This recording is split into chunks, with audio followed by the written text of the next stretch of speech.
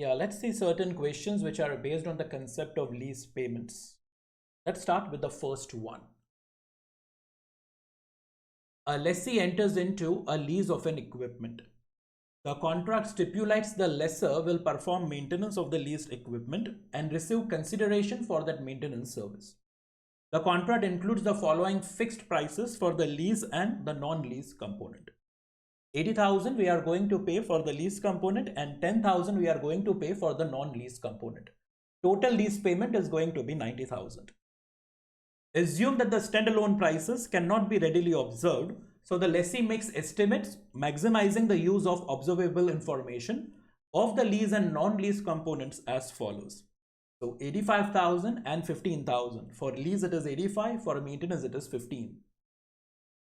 Standalone prices are not easily available, but we have made some estimate.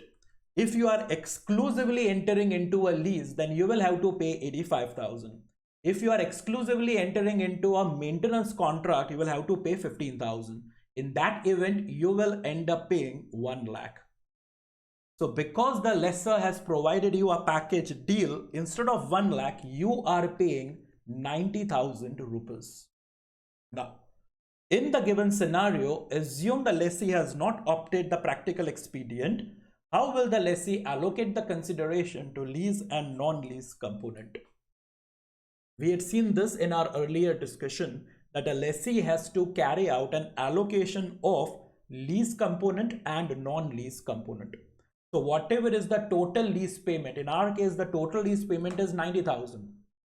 90,000 is to be allocated into lease and non-lease component, and this is to be done with reference to the standalone prices. Agreed that standalone prices are not readily available, but still on the basis of our estimate, we can consider this as good as the standalone prices. So whatever 90,000 that you are paying, we should allocate that to the lease component and non-lease component on the basis of the standalone prices that we have projected. Although they are saying that I will pay 80,000 for the lease, although they are saying that 10,000 will be paid for the maintenance, we will not consider this. We will not consider this. We have to consider the allocation only with the reference to the standalone price. So let's carry out what that allocation is going to be.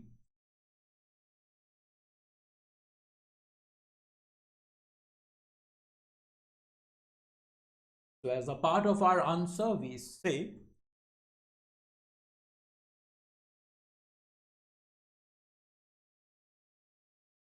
as per Ind AS 116, comma,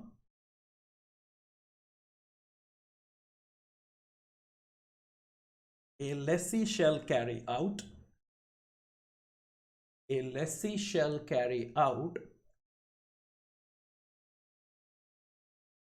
allocation of total lease payments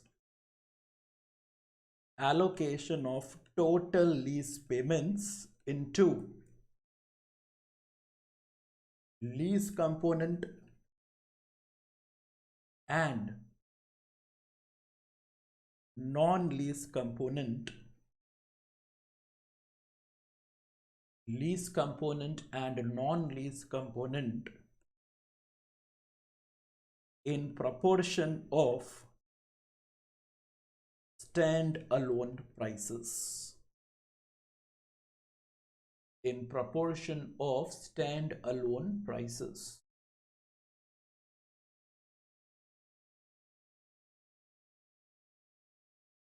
We say component. We are preparing a table, stand-alone price,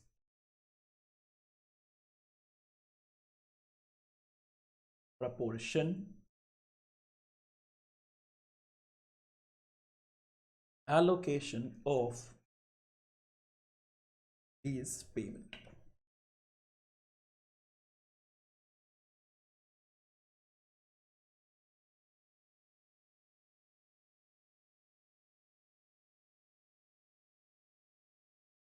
Your component is lease and maintenance.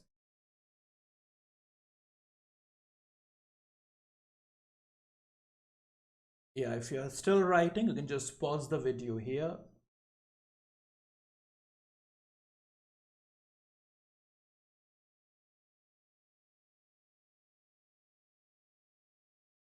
Yeah, consider the standalone prices now.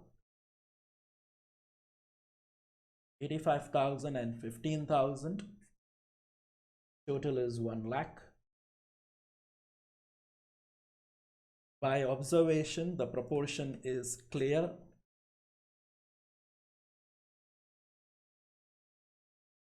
Our total lease payment is 90,000.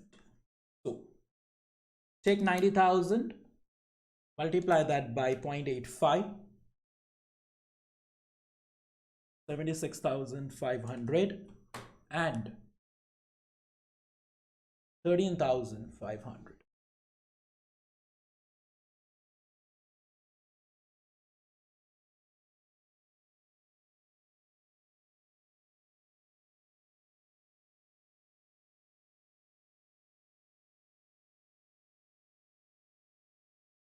So that's the allocation that we are carrying out for the lease and the non-lease component. If